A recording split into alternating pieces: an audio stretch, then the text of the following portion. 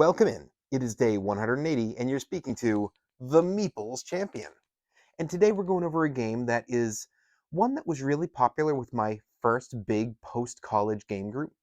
We played it a lot. We had a base game that everybody played. We started to get some expansions. I really liked it, so I decided to invest, and I got Bang the Bullet. The Bullet has everything in it. So we're going to be going over really just the base game, but I just so happen to have the one that had everything in it. Now, unfortunately, I no longer play with that group, and my new group and my friends and family that aren't part of the board game groups I play with are into this game. So this has really fallen off for me the last few years. The one time I managed to get to a table, it just didn't hit for the people I was playing with. We really liked it in that old group, but it's all about finding a game that fits you and your group's personality, and this one just hasn't hit since that initial group I had. Now, the concept of the game is you've got a sheriff, you've got a deputy, you've got outlaws, and you've got a renegade. You shuffle up all these roles, depending on how many players you have. You need 5 at least. Usually in a 5-player game, you're going to be dealing with either 1 deputy, 2 outlaws, and a renegade, or a deputy and 3 outlaws. And you shuffle everything up, you pass it out, and whoever the sheriff is flips their card up, face up, they're revealed, everybody knows it. They're going to get a bonus for being the sheriff, so they get like a +1 to their bullet, and I think +1 to their hand size. And then everybody else, you don't flip it up. You can claim who you are, but you can't flip it up. Then you shuffle up all your actual characters and you pass those out. Now, those are face up. The characters are going to tell you how many bullets you have, the bullets representing how many shots you can take before you die, your hand size allowance, if it's going to give you any kind of an addition on your range or an addition on something to do with how you can draw, special abilities. And then you're going to get your cards.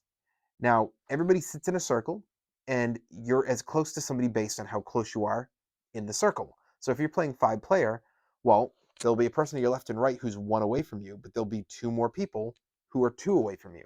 So you can't shoot them unless you have a range of 2. And if you're playing more and more players, as you get up to that max of 10, range of potentially up to 5. Now, as you kill people off, you're going to be able to shorten that range, but otherwise, you're going to have to find a way to get better guns or to try and get scopes and stuff like that to improve your range overall. So, you have those, and the concept of the game is pretty simple. You're using your cards to slowly go, okay, well, I'm going to shoot somebody. So here's my gun. I have a card that allows me to shoot. People have cards that say I can dodge, so you can miss that. You know, you have the ability to use cards that will activate a dynamite and literally start passing dynamite around the table. And every time it's somebody's turn, they have to roll a die, and depending on what comes, or actually, they flip the top cards. Every card in the deck also has a suit to it. So even though it's not a 52 card deck, you have your diamonds, your hearts, your spades, your clubs. So you flip suits, and depending on what suit flips up off the deck, you either blow up the dynamite and take major damage, or the dynamite's been passed to the next player. So you've got the ability to put people in jail, so they'll be locked in jail for so long, they have to flip cards to get out of there. You have the ability to really do a lot of different things. You can try to increase your speed, you can be working on trying to be able to hold more cards, trying to increase your life force. But overall, the importance is, what is your role? What are you trying to do? If you are the outlaws, your entire goal is to kill the sheriff. If you kill the sheriff, you win the game. However, if you're the renegade and you kill everybody off and the sheriff last, you win the game. It's extremely hard to win as the renegade, but the most rewarding. If you are the deputy, you can only win if you and the sheriff survive. And if you're the sheriff, you just need to be the last one alive. And of course, if you're in the final 2 and the other person flips it up and they are the deputy, then you both win. So you have a lot of stuff going on. The expansions bring a lot of extra style, but we're again keeping to the base. This is a fun little game. It really is good for a combination of, if you like a little bit of construction when it comes to like what are you trying to do with your cards, if you like the ability of having to read people and trying to figure out who is that renegade, who looks like they're my deputy, but they're clearly trying to, you know, wipe out. Because for instance, if you're the renegade, you are walking a tightrope. You can't let somebody know that it's you, so you need to really disguise yourself as the deputy, but you can't kill the deputy first, or else the sheriff definitely knows not to trust anybody. So you're trying your best to kill off at least 1 outlaw, maybe 2.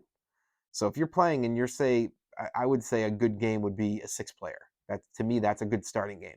You got 3 outlaws, you got a renegade, a deputy, a sheriff. Your goal is to kill at least 2 of those outlaws off. Then once 2 are dead, now you want to kill off the deputy. Now you're down to you, an outlaw, and the sheriff. Sheriff doesn't know which one of you is the outlaw. The outlaw knows all out, I don't care about you, I'm trying to kill the sheriff. So it becomes a whole situation because the sheriff's kind of like, I do want to work with you because you're going to help me kill this outlaw off. At the same time, I don't want to like let you get overpowered because that's the only way you're going to win. It's a really hard balancing act. The sheriff's pretty straight up. All right, let's just kill people. Every time somebody dies and it's not the deputy, I'm winning. And deputy, same thing as the sheriff, as long as it's not himself or the sheriff, great win. Outlaws, I mean, all they care about is the death of the sheriff. Now, if you so happen to kill off a renegade or a deputy, that's good. They'd prefer the deputy, but they'll take the renegade.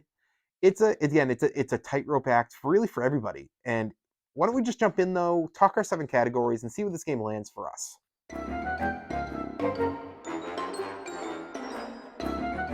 Now, when it comes to the art, we're going to have to judge it based on the bullet here, but I'm going to also point out that there is an actual box. To be fair, they're both failures for me. This is not artistically going to grab anybody. The only reason I got the bullet is because I wanted the expansions. I owned nothing yet, and I thought, oh, cool, I'll get this. It really is annoying, if anything else. It's going into beyond just the visual, which is, I mean, I get it. It's supposed to be a bullet, but it just doesn't really land. It's not good.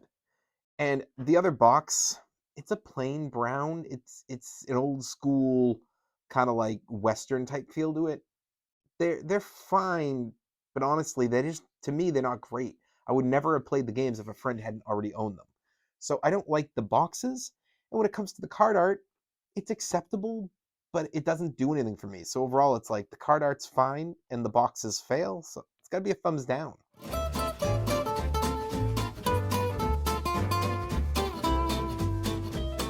When it comes to those components, now I'm going to go based off of just the base game. The cards are fantastic. They're great shape. They've lasted for years. It's a thumbs up. This, if you're getting this, I would consider to be part of the components.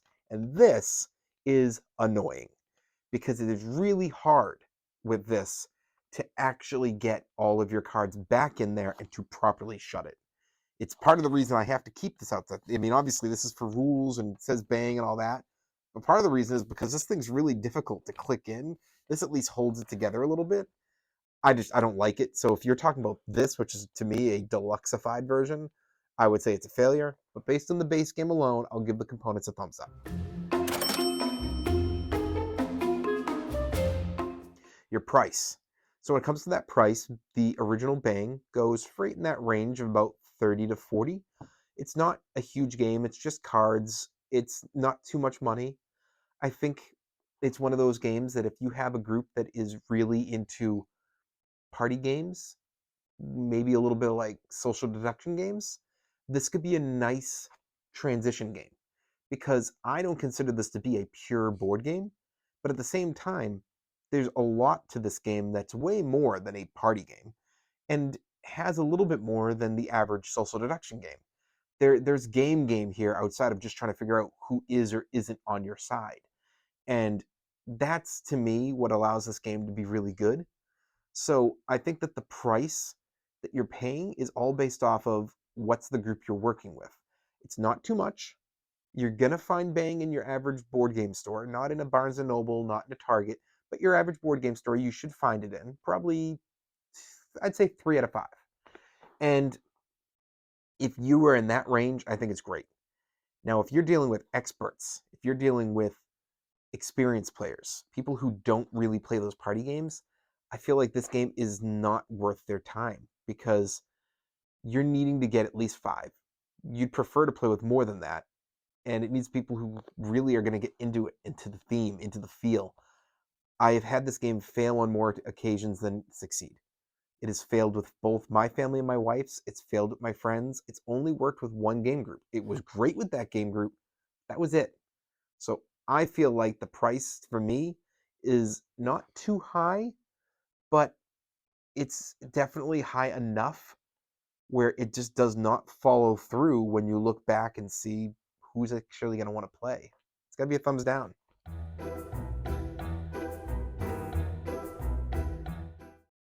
Difficulty. This game is not difficult. Definitely an expert and an experienced player can play the game. They're not going to be overwhelmed by it. It may not be a game for them, but at the same time, there is game here, so I don't feel like it's going to be one that they're just going to like scoff at and walk away from. I think a beginner can play the game.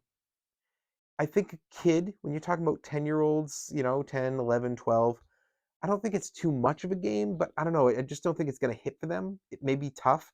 It might be one of those things where if your kid's really into Westerns, or if your kid likes the idea of if they're big into first-person shooters for playing video games, maybe this one will grab them because it's got a little feel there. But I just don't feel it's going to grab them enough.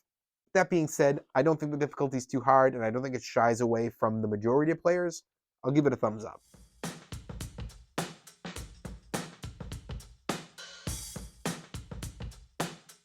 Replayability. This game is all about the replayability.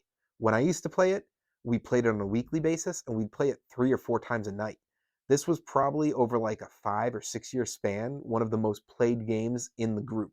We were playing this game at least 100 games a year.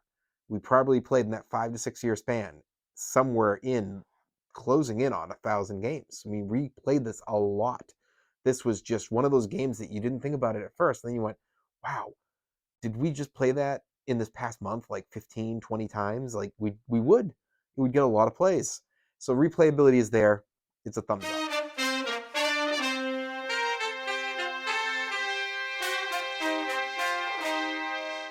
Keys to victory. So again, it's all about how are you going to attack it? Not only for what position are you playing from, but how are you going to interpret that position?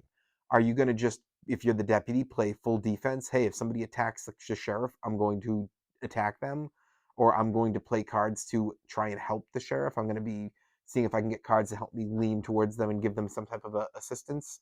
Am I going to be trying to stock up on cards to allow it so that I can prevent shots at them?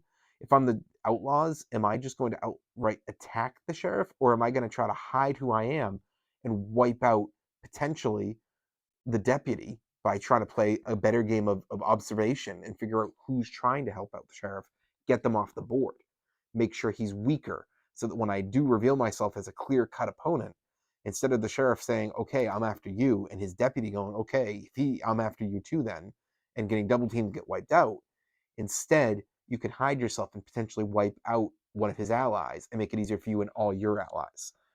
At the same time, well, you can do all this. How is the sheriff are you going to run things?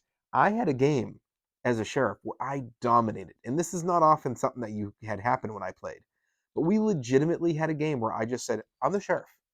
Everybody always would say we were the deputy. It was the joke because you're not going to claim you're not. And I said, okay, well, if you're all the deputy, you'll do as I say. We're all going to shoot this person. And I said, and if you are my deputy, just take it. You're going to take it. You're going to agree to it, because if you get wiped out, now I know who my enemies are, and it stinks, but at least I know. And if you don't get wiped out, if you get wiped out and you're not the deputy, then I was right. So everybody kept shooting them, and when they tried to fight back and they started shooting back at me, I was like, okay, we all know for sure it's definitely not the deputy, because the deputy wouldn't have shot me. They would lose the game. And we literally did that. I kept doing it for every person. And halfway through the shooting of somebody, I went, oh, you're definitely my deputy. Okay, let's double team this guy now. And we won the game. It was easy, and nobody knew what to do because I played it perfectly. It was the one time ever that happened that way. But there are ways to take advantage. There's definitely keys to victory here. It's a thumbs up.